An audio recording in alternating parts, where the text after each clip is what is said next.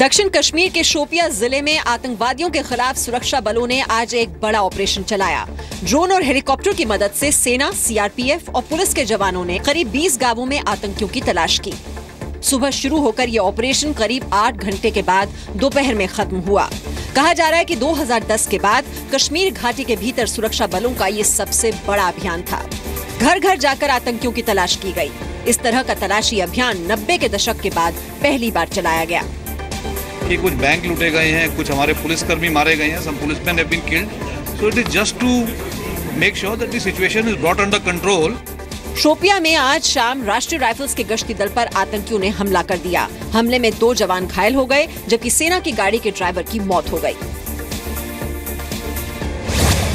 सेना प्रमुख जनरल बिपिन रावत ने सैनिकों का गला काटे जाने के मामले में पाकिस्तान पर कड़ी कार्रवाई के संकेत दिए हैं। फ्यूचर प्लान फॉर कभी देती नहीं है, पहले प्लान जब एग्जीक्यूट हो जाता है उसके बाद दिया जाता है। इस तरह की कार्रवाई जब होती है तो उसके लिए कुछ हम भी जवाबी कार्रवाई करते हैं और कार्रवाई करते आए हैं। इसमें कोई नई बात नहीं है। सूत्रों के मुताबिक सेना नायब सूबेदार परमजीत सिंह और बीएसएफ के हेड कांस्टेबल प्रेम सागर की बर्बर हत्या को लेकर कई तरह की जवाबी कार्रवाई पर विचार कर रही है। इससे पहले उपसेना प्रमुख लेफ्टिनेंट जनरल शरद चंद भी पाकिस्तान को चेतावनी दे चुके हैं। कल रक्षा मंत्री अरुण जेटली ने भी लोगों को सेना पर भरोसा रखने को कहा था। देश के अलग अलग हिस्सों से पाकिस्तान की खुफिया एजेंसी आईएसआई के 3 एजेंटों को गिरफ्तार किया गया है। आईएसआई एजेंट अल्ताफ और जावेद को यूपी एटीएस और महाराष्ट्र पुलिस की जॉइंट टीम ने मुंबई से गिरफ्तार किया। ये दोनों दूसरे आईएसआई एजेंटों को फंडिंग करते थे।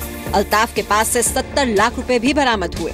अल्ताफ और जावेद की गिरफ्तारी कल यूपी के फैजाबाद से गिरफ्तार किए गए आईएसआई एजेंट आफ्ताब अली से लिंक मिलने के बाद हुई। अल्ताफ ने आफ्ताब के खाते में भी पैसे जमा कराए थे।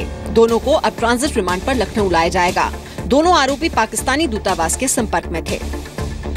ये पाकिस्तान हाई कमीशन के संपर्क में पिछले वर्ष आया था और इस बीच एक बार पाकिस्तान भी जा चुका है।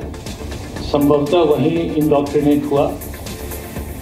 जब और जानकारी की गई इसके अरेस्ट के बाद तो ये पता चला कि इसको आईएसआई द्वारा पेमेंट भी किया गया है।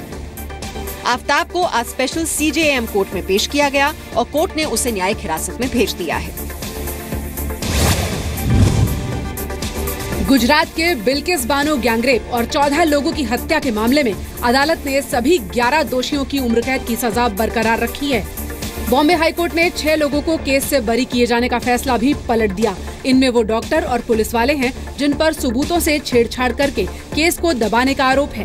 कोर्ट ने 3 दोषियों को मौत की सजा देने की सीबीआई की अपील भी खारिज कर दी। इसमें मैं कहूँगी कि अच्छा किया। आज जो चुकादा आया है इसमें मैं बहुत खुश हूँ और बहुत खुशी हुई है और हाई कोर्ट की मैं बहुत आभारी हूँ।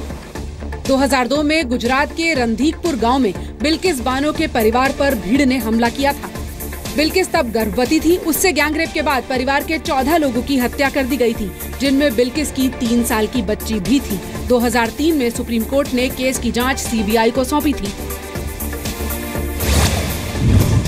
सीबीआई ने भ्रष्टाचार के केस में दिल्ली के पूर्व स्वास्थ्य सचिव तरुण सीम और 3 प्राइवेट कंपनियों के खिलाफ केस दर्ज किया है। सीबीआई ने तरुण सीम के घर और दफ्तर समेत 6 जगहों पर छापेमारी भी की। तरुण सीम पर दिल्ली सरकार के अस्पतालों में सुरक्षा का ठेका देने में हेराफेरी का आरोप है।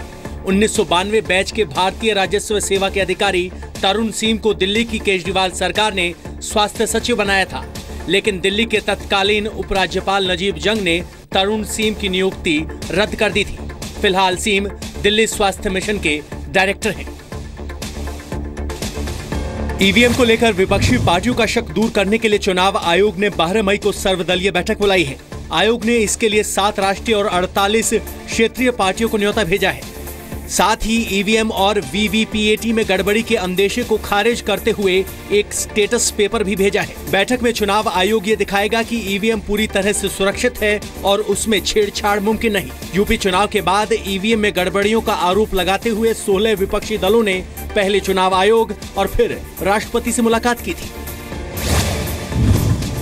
कांग्रेस संगठन में बदलाव का सिलसिला जारी है। पार्टी ने आज 2 राज्यों में नए अध्यक्ष के नाम का ऐलान किया, जबकि एक राज्य में नए प्रभारी महासचिव को नियुक्त किया गया है। पंजाब में पूर्व मंत्री सुनील जाखड़ को अमरिंदर सिंह की जगह नया प्रदेश अध्यक्ष बनाया गया है। वहीं उत्तराखंड में प्रीतम सिंह को किशोर उपाध्याय की जगह नया प्रदेश अध्यक्ष बनाया गया है। पूर्व राज्यसभा सांसद अविनाश पांडे को राजस्थान का प्रभारी महासचिव बनाया गया है। श्री सुनील जाखड़ जी को पंजाब प्रदेश कांग्रेस कमेटी का अध्यक्ष नियुक्त किया है। श्री प्रीतम सिंह जी को, जो पूर्व मंत्री हैं, पूर्व विधायक हैं 4 बार, उनको उत्तराखंड प्रदेश कांग्रेस कमेटी का अध्यक्ष नियुक्त किया है।